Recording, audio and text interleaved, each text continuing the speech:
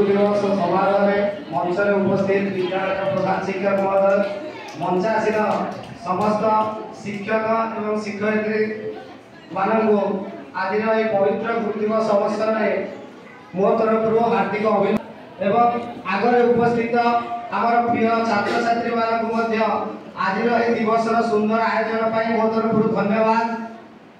कारण भारत हूँ गोटे भारत आर्यभूमि भारतर कला संस्कृति विश्वविदित जहाँ अतीत भारत गोटे विश्वगुरु भाव में निजक प्रतिष्ठा कर किंतु समय कालचक्र हुए तो भारतीय माने विकास क्षेत्र में किसी पछई जाइथिबे किंतु निजर जो गुरु परंपरा को सेमाने किसी भूली पारि नांती। कारण मु आज गुरु दिवस अवसर में मु निश्चित भाव में विद्यालय तरफ आमर प्रिय छात्र छात्री मानक धन्यवाद देवे।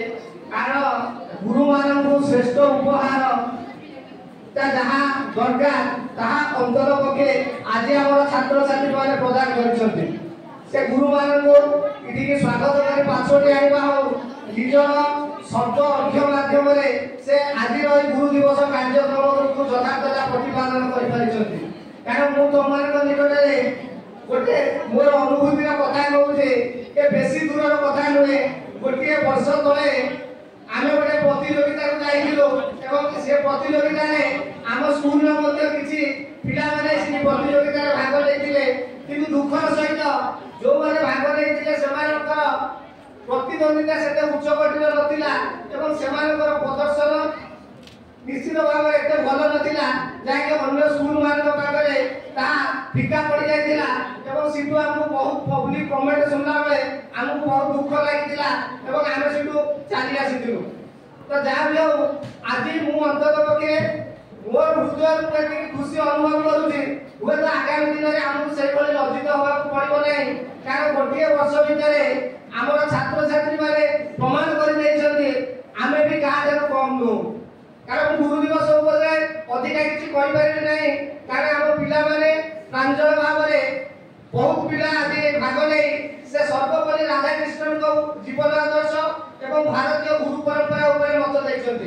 कारण हम भारत भूमि सब बेले निजर धर्म शास्त्र पे आज पृथ्वी विदित आमर गीता और भागवत ता आज सारा पृथ्वी रे ग्रहणीयता है सेथिरे किबा नीति बाणी को आज सारा पृथ्वी ग्रहण करिछि। मु सेहि दिनो गोटिया पद उद्धृत करूछि आज ए गुरु दिवस अवसर में गुरु ब्राह्मण पिता माता एजानी मर्त्यर देवता मुहि बसई गुरु दे मोबिनु गुरु भिन्न हुए गुरु को नमनि मनर गुरु जे साक्षात ईश्वर भगवान इठी जेतबे भागवत रे वर्णना हेते सेतबे भगवान कहैछन्ति मु से गुरु मानक देहरे बसिछि। कारण इठी गुरु होछन्ति भगवान एवं गुरु होछन्ति पिता माता। कारण सेठी होछि गुरुकर आमे समस्त तो गोटे श्लोक जपिले गुरु ब्रह्मा गुरु विष्णु गुरु देव महेश्वर गुरु साक्षात परब्रह्म तस्मै श्री गुरवे नमः। कारण ए ख्रीष्ट पूर्व समय रे आमर भारतीय हिंदू संस्कृतिर महान संत आमर शंकराचार्य आदि शंकराचार्य एई श्लोकटा को उद्धृत करथिले और रचना करथिले एवं से आदि शंकराचार्य को से शिवंकर गोटे रूप बोली वर्णना करा जाय एवं से गुरु को मध्य ब्रह्मा विष्णु के सहित तुलना करते हम समस्त कहले गुरु ब्रह्मा विष्णु महेश्वर गुरु को ब्रह्मा काहे कुआ जीव। कारण गुरु ही ये सृष्टि रे जति ब्रह्मा ए सृष्टि को सृष्टि करछते गुरु माने दुबडी वाले नव नव चेतना एवं नव सूचना ए पिला मानक भीतर भरि दे ये संसार को गढ़िबार कार्य करछते जोति पाई कि गुरु को ब्रह्मा सहित तुलना करा जाय।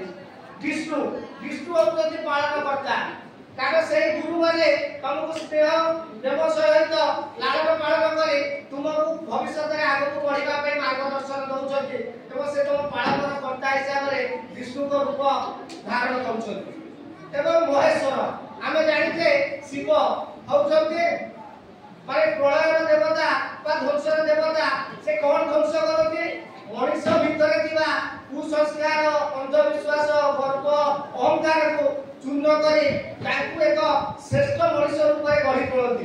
कारण शिक्षक से पिला जदि आकट न करेंगे दंड न देवे ଭିତରେ ଥିବା ଯେଉଁ କୁସଂସ୍କାର ଏବଂ ତାଙ୍କ ଭିତରେ ସୃଷ୍ଟି ହେଉଥିବା ଗର୍ବ ଭାବରେ ଯଦି ଖଣ୍ଡନ ନ କରି ତାଙ୍କ ଭିତରେ ଯେଉଁ ଅହଙ୍କାର ହେଉଛି ତାର ଯଦି ବିନାଶ ନ କରିବେ ସେ ପିଲାଟି ଭବିଷ୍ୟତରେ କେବେ ବଡ଼ ପିଲା ହେଇପାରିବ ନାହିଁ। କାରଣ ଯେଉଁମାନେ ବଡ଼ ହେଇଛନ୍ତି ସେମାନେ ନିଶ୍ଚିତ ଭାବରେ ତାଙ୍କ ଅତୀତକୁ ଭୁଲିଗଲେ କେହି ବଡ଼ ହେବେନି। କାରଣ ଆମେ ଯଦି ଆମର ବର୍ତ୍ତମାନ ଯାହା ବି ଯାଉ ଭବିଷ୍ୟତ ସମସ୍ତଙ୍କର କେମିତି ଭଲ ହବ ସେ ଦିଗରେ ଗୁରୁମାନେ ପ୍ରେରଣା କରୁଛନ୍ତି। ମୁଁ ତମମାନଙ୍କୁ ଗୋଟେ ପ୍ରଶ୍ନ, ତମେ ସଫଳ ହେଲେ ତମ ବାପା ମା ଦୁଃଖ କରିବେ କି? ଖୁସି ହେବେ? ସେଇଭଳି ଭାବରେ ତମ ଭିତରେ ଗୋଟେ ଭାବନା ରହିବା ଦରକାର। ତମେ ଜୀବନରେ ଯୋଉ ଜାଗାରେ ସଫଳତା ପାଅ ନିଶ୍ଚିତ ଭାବରେ ତମକୁ ପାଠ ପଢାଇଥିବା ଗୁରୁମାନେ ଖୁସି ହେବେ। ଗୁରୁମାନେ କେବେ ଛାତ୍ରମାନଙ୍କୁ ଇର୍ଷା କରନ୍ତି ନାହିଁ। କାରଣ ସମୟ ସ୍ରୋତରେ ହୁଏତ ତମର ଯଦି ଦକ୍ଷତା ଥିବ ତମେ ବି ଦରକାର ପଡ଼ିଲେ ଆମେ ଏଠି ଚାକିରି କରିଥିବୁ, ତମେ ହୁଏତ ଡିଓ ହୋଇ ଆସିପାର, ଡାଇରେକ୍ଟର ହୋଇ ଆସିପାର, ତମେ ଆମଠାରୁ ଉପ ପଦରେ ରହିବ ଏବଂ ସମ୍ମାନ ରହିବ। ସେ ଜାଗାରେ ଆମେ ନିଶ୍ଚିତ ଭାବରେ ଖୁସି ହେବୁ। ଆମର ଶିକ୍ଷାଦାନ ଆମ ପିଲାମାନଙ୍କୁ ଏ ଉଚ୍ଚ ସ୍ତରରେ ନେଇ ପହଞ୍ଚେଇଛି। କାରଣ ଆମ ପିଲାମାନଙ୍କ ସଫଳତା ନିଶ୍ଚିତ ଭାବରେ ଆମକୁ ଗୌରବାନ୍ୱିତ କରିବ। କୌଣସି ଛାତ୍ରର ସଫଳତାରେ କେବେ ଶିକ୍ଷକମାନେ ଇର୍ଷାନ୍ୱିତ ହୁଅନ୍ତି ନାହିଁ।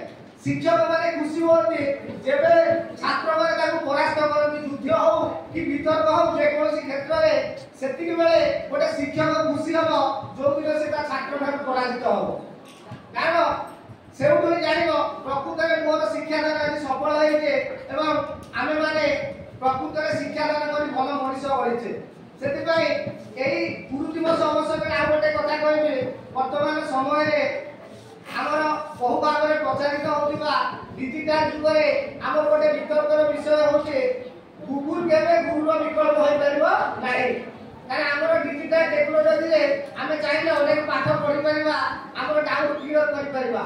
କିନ୍ତୁ ଛାତ୍ରଛାତ୍ରୀ ଭିତରେ ଥିବା ଯେଉଁ ସ୍ନେହ ପ୍ରେମର ଯେଉଁ ଇମୋସନ ବା ଛାତ୍ରମାନଙ୍କର ଯେଉଁ ଭାବନାକୁ ବୁଝି ଶିକ୍ଷକମାନେ ତାର ଯେଉଁ ନିରାକରଣ ବ୍ୟବସ୍ଥା କରିଥାନ୍ତି ତାହା କୌଣସି ଏଆଇ ଦେଇପାରିବନି, ତାହା କୌଣସି ଚାର୍ଟଜିପିଟି ଦେଇପାରିବନି, ତାହା କୌଣସି ଡିଜିଟାଲ କ୍ଲାସରୁମ୍ ଦେଇପାରିବନି। ତାହା କେବଳ ଦେଇପାରିବେ ତମମାନଙ୍କର ଶିକ୍ଷକ। ତ ସେଥିପାଇଁ ଶିକ୍ଷକ ସବୁବେଳେ ମହାନ ହେଇଛନ୍ତି, ଥିଲେ ଏବଂ ଭବିଷ୍ୟତରେ ମଧ୍ୟ ରହିବେ।